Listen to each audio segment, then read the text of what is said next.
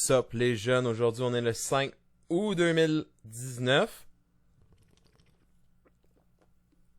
Aujourd'hui on va faire une analyse de BTC USD sur l'échange Bitfinex et comme vous l'avez remarqué, je suis en vacances. Hey, hey, pop the trunk, I open up, I sold my soul a good price, out of sight, my hoe got talent, right? On va débuter allègrement avec le daily time frame et comme qu'on vient de voir, on a brisé la structure.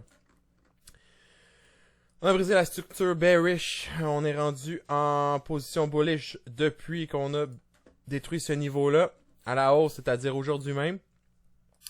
Donc, on va être à la recherche de long, les pullbacks. On oublie les shorts pour le moment car sur le daily time frame, on est bullish. Donc, qu'est-ce que je viens de dire là? On va aller chercher notre Fibo fastoche comme ça. On s'en va chercher notre zone spéciale d'achat.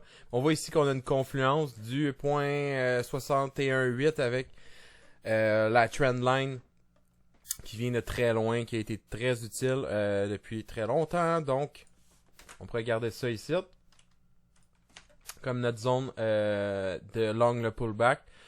Évidemment, vu qu'on vient de changer la structure, on pourrait très bien juste venir faire un support and resistance flip ici. Regardez le prix qui est venu prendre ça comme résistance, puis ici vient de le défoncer pour peut-être venir le chercher en support par la suite, pour après ça venir à la hausse. Donc ça serait le bullish scénario. On est sur le daily time frame, on va aller voir qu'est-ce que ça a l'air sur le 4 heures. Évidemment, donc on voit clairement on vient de défoncer le niveau, on vient d'aller chercher toute la liquidité qu'il y avait en haut là. Ouais, même celle-là ici. Donc très bullish pour l'instant. On attend une petite consolidation évidemment. Ce qui ferait plus de sens selon moi, ça serait vraiment là, le support, la résistance qui deviendrait support ici avant la continuation. Si il y a lieu, on va parler de venir chercher les targets ici. Dans les 13 000, donc c'est très excitant comme début de semaine en fait. Donc de ce côté-ci, c'est pas mal ça que j'ai pour vous au niveau du bullishness.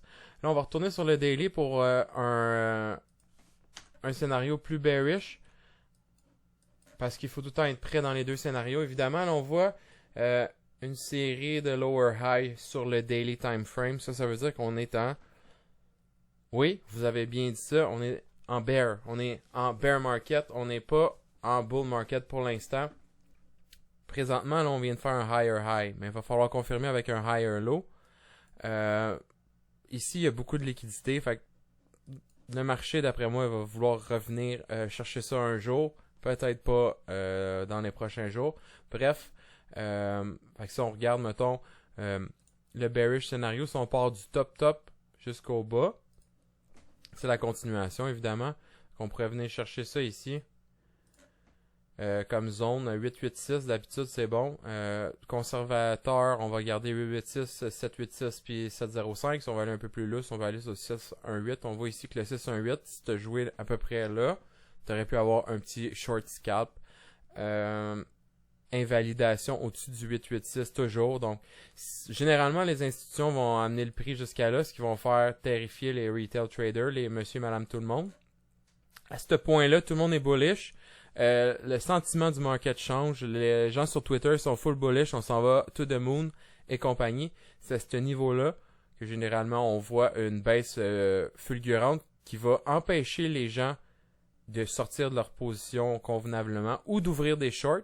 Puis c'est à ce moment-là qu'on pourrait venir juste détruire tout ça pour aller chercher la liquidité qu'on a en dessous ici, parce que ça ressemble pas mal à un double bottom, ce qui crée plein de stop loss de long.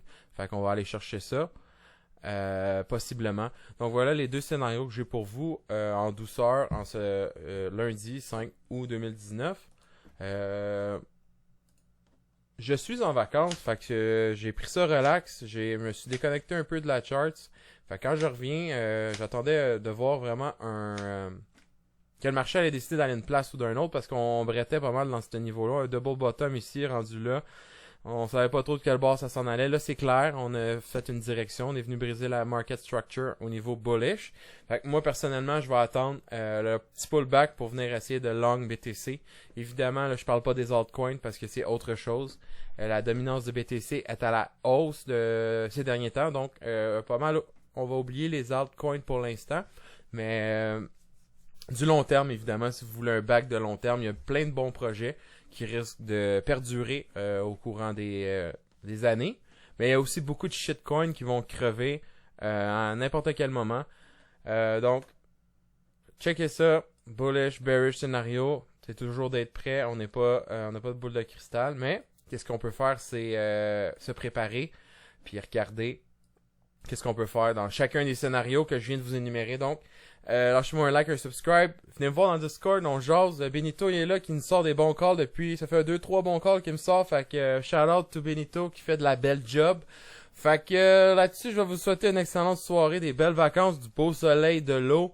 Là-dessus, ciao!